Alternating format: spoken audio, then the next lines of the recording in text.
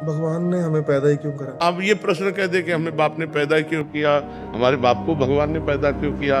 कर्म तो भगवान की मर्जी से ही होता है। नहीं, हमारी मर्जी। हाँ तुम्हारी मर्जी से। भगवान ने आके कहा था तुमसे शराब पियो, भगवान ने तुमसे कहा था मुर्गा खाओ।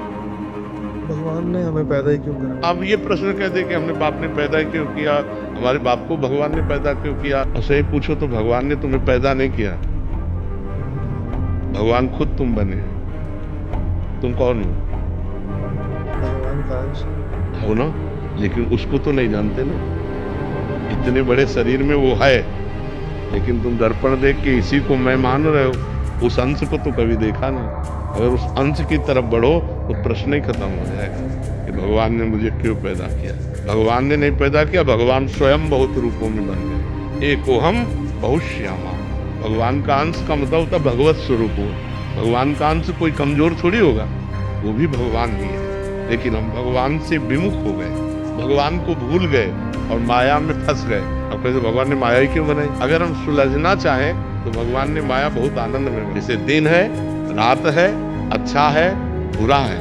अब आप बुरे मार्ग में जाओगे तो बुरा फल मिलेगा, अच्छे मार्ग में जाओ तो अच्छा फल मिलेगा।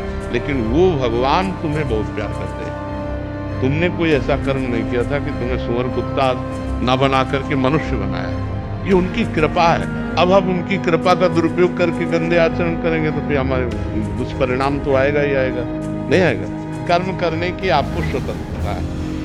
कर्म करने के लिए भगवान ने आपको परतंत्र नहीं बनाया। आप स्वतंत्र जो चाहो कर सकते हो, लेकिन उस कर्म का परिणाम भोगने के लिए स्वतंत्र नहीं हो। उसके ऊपर ईश्वर का शासन रहेगा। तुमने ये गलत किया तो उसको तुम्हें भोगना। ऐसे ही भगवान ने बुरा और अच्छा सब कुछ बनाया है, लेकिन आप बुरे मार्ग में जाओगे तो बुरा फल मिलेगा, अच्छे मार्ग में जाओगे तो अच्छा फल। हम मुर्गा क्यों खाएं?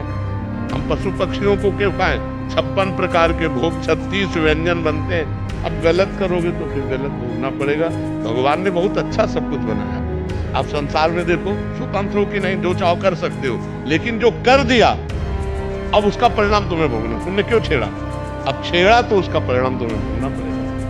तो इसलिए हम कर्म सावधानी पूर्वक करें, ये चिंता न करें कि भगवान ने हमें क्यों जन्म दिया। भगवान ने हमें जन्म दिया है आनंद के लिए। कि हम गलत मार्गों में आनंद ढूंढ रहे हैं, शराब में आनंद ढूंढ रहे हैं, पराई माता बहनों में आनंद ढूंढ रहे हैं, हम मांस खाने में आनंद ढूंढ रहे हैं, हम गंदे आचरणों में, हिंसा में आनंद। ये दुर्गति का कार्य है।